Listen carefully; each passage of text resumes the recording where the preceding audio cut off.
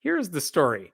It takes place in Alaska, and it says, Hail Satan prayers may be ending at Kenai Borough Assembly meetings. This is from early November, but I'll tell you why I'm talking about it now. The story here is that in Kenai Peninsula, part of Alaska, for several years now, they've had an open door invocation policy at government meetings. Basically, anyone could sign up to deliver an invocation, and diverse perspectives were represented.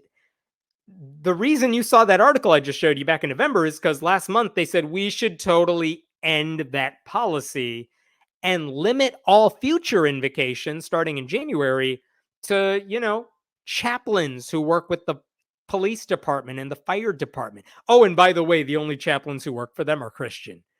That's what they're doing. That's what they were proposing in November. And then when they had their meeting, I'll jump the gun here. They passed that policy. They said, yeah, we're limiting invocations from here on out only to Christians who serve as chaplains for local government organizations. And it helps to get into some history here because in 2016, this particular government body was on the verge of getting rid of invocations entirely. But they decided, no, we like prayers. So they decided to keep them. Again, 2016. They decided to keep these prayers in place. And in 2016, a Satanist, self-described Satanist named Iris Fontana, volunteered to give an invocation. And at the time, she ended it with the words, "It is done, hail Satan." And that led in all the officials here to create a new policy, basically to stop that from ever happening again. They said, yeah, we're not going to have this open door policy anymore because Satanists are using it. So guess what happened? They passed their policy.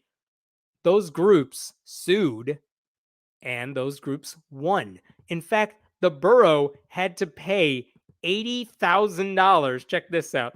They had to pay a settlement of over $80,000 in 2019 because of their stupid invocation policy that limited what happened. You could see here, the Kenai Peninsula Borough will pay $80,000 in attorney's fees to the ACLU Alaska as a result of the borough's failed attempt to defend the Assembly's former invocation policy. It will also pay $400 in court costs. So again, they got punished for that back in the day, and that's a lot of money, even if their insurers were the ones doing it. So that's what happened in like 2016, right? And so what happened is they went back to their old policy. Anyone can sign up to speak. But guess what happened when they went back to the old policy? Satanists signed up to speak again. So did members of the Church of the Flying Spaghetti Monster. And they've been doing this for years now. They're part of the rotation. They come in, they do their prayer, they leave. And it's a very entertaining invocation all around. But it seems like now they've had enough. So what happened in November is they decided to offer up a proposal here. This is the official document here. And you could see, this is the part I got to show you. You could see this right here. Status, passed. Final action, November 7th, 2023. And here's the policy in question. This is what they were voting on. And you could see this right here, the resolution. There's a lot of whereases that I'm going to skip over. But the part that is interesting is right here, number 4. The invocation shall be voluntarily delivered by a resident of the Kenai Peninsula Borough who serves as a volunteer chaplain for the borough's fire and emergency medical service areas designated by the Assembly President. That's the new thing they are adding.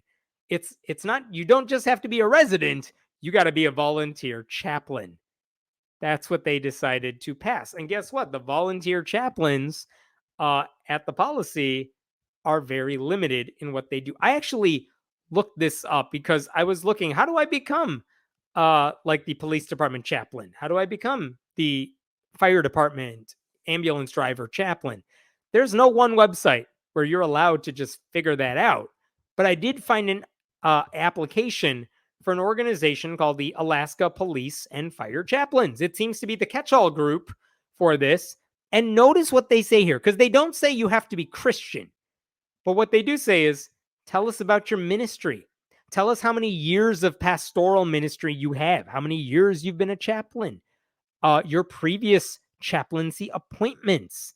Tell us about your education, your seminary, your chaplain school. Where did you go to school to learn how to do this religious thing that you are doing? Are you, whatever else? Are you licensed in any of these professions? Which is a fair question. List your references. Yeah, personal references, but professional references as a chaplain, which means tell us your pastor's number. You know what I mean?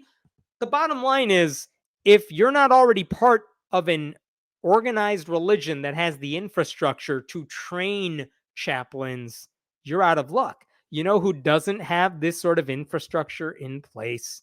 Satanists, Pastafarians, any member of a minority faith, none of them have this sort of infrastructure. And I was looking at the website for the Flying Spaghetti Monster because Bobby Henderson, the prophet of that church, if you will, this is what he said. Very cool-headed, calm-headed about this. The proposed amendment by Kenai's officials might streamline meeting protocols, which is true, yet it could also exclude many voices, including ours, which goes against the inclusivity that is foundational to our nation's values. We advocate for a policy that either embraces all expressions of faith or opts for a neutral, secular space that truly accommodates everyone. As the Kenai Borough Assembly considers policy changes, we underscore the importance of upholding the freedoms enshrined in our Constitution, the freedom of and from religion. It's crucial to preserve that right for all faiths, including those like ours, to share our beliefs in public forums. Very, again, very cool-headed. That's a very sensible thing to point out there. So that's one thing. FFRF also wrote this group a letter. Here's what they said. The Kenai Peninsula Borough Assembly needs to belatedly follow FFRF's advice, because they sent a letter back in November, by concentrating on civic matters and reversing the practice of official prayer. FFRF is also making an open records request for all records related to this proposed policy. So again, yes, all of these people are correct and right. And the question now is what's going to happen. And the only, they passed this policy. It was unanimous. Every member of the government there voted for this policy. But it hasn't gone into effect yet. It doesn't go into effect until the very next meeting, which happens in January. And this is what one of the Pastafarians said right here. Here we go. Fritz Creek community member Barrett Fletcher, wearing a steel colander on his head and representing the Pastafarians, told the assembly he will probably file a lawsuit over the new invocation procedure. He said the only way to get rid of unwanted invocations was to ban them altogether.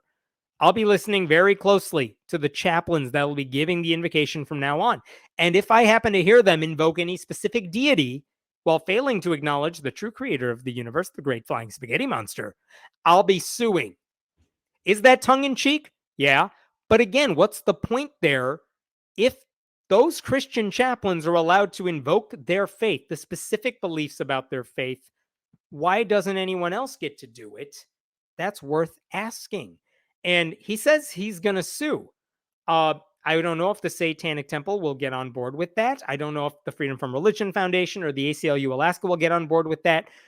But it's a pretty clear-cut case because they won this sort of argument in the past. There's no reason they would lose it again in the future. So I hope that's what happens. That's worth keeping an eye on because this shouldn't be happening, but it is very clearly happening. So I'll leave it there for this story. We'll see what happens. I'll be following this. I will add one more thing, which is that a couple weeks ago, Iris Fontana, the Satanist that I mentioned earlier, who spoke in 2016, she actually just delivered one of the last open invocations a couple of weeks ago. And she also ended it by saying, "Hail Satan."